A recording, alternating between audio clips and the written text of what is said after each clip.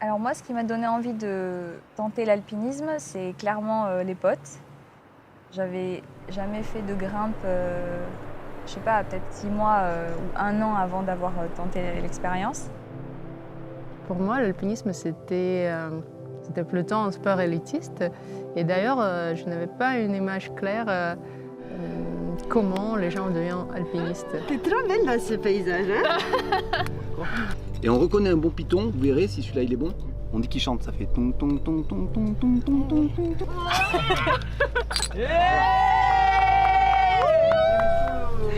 Mon Dieu, si on arrive vivant, ça sera pépite. Mais j'ai complètement paniqué, donc même le soir après cette journée, j'ai fait que pleurer.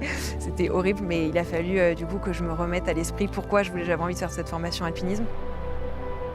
Tu prends des piolets et voilà, tu es devant un mur de glace. Dans la théorie, ça sent assez facile, mais après les premiers pas, j'ai compris que ça ne va pas être facile du tout. Je me suis posé des questions. Qu'est-ce que je fais ici? Pourquoi je ne suis pas chez moi sous la couette? Il était au mauvais endroit, en fait, au mauvais moment, hein, parce que c'est tombé pile sur sa tête. Ouais, Toto, en fait, je me suis pris un bloc de glace sur la tronche, j'ai oublié mon casque.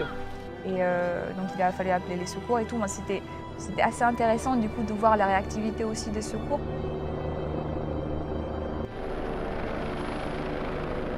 Ici, moi, j'ai pas l'impression qu'on traite beaucoup d'imprudence ou d'erreur.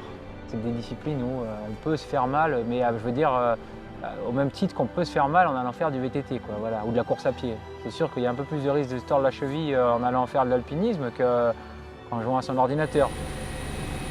On travaille entre secouristes, mais on travaille aussi et surtout avec l'équipage de l'hélicoptère, le pilote, le mécanicien et avec le médecin. T'arrêteras à ton niveau, ok? Ok, stop à l'attraction, il est à mon niveau.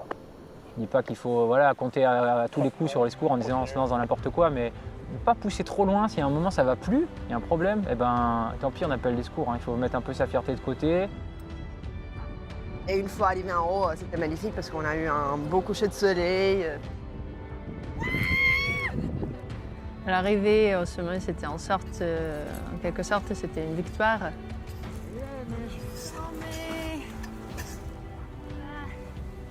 C'est sûr que j'ai eu des petites peurs, comme je le disais, quand on faisait de l'escalade et que j'étais pas rassurée, etc. Après, j'ai pas eu de gros flip en me disant qu'est-ce que je fais là, je referai jamais d'alpinisme. Je pense que tout le monde peut le faire, c'est sûr. Il faut savoir qu'il y a quand même de la marche, il y a quand même de la montée, donc il faut gérer un petit peu son souffle.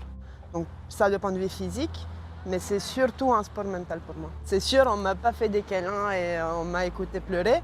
On m'a poussé, mais au final, j'y suis arrivée, quoi. C'est magnifique, c'est top.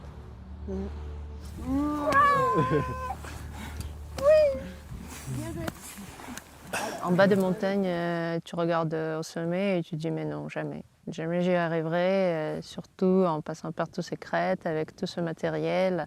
Je suis une fille, je n'ai jamais fait de l'alpinisme. Mais après 6 heures de la course, tu vois que c'est possible.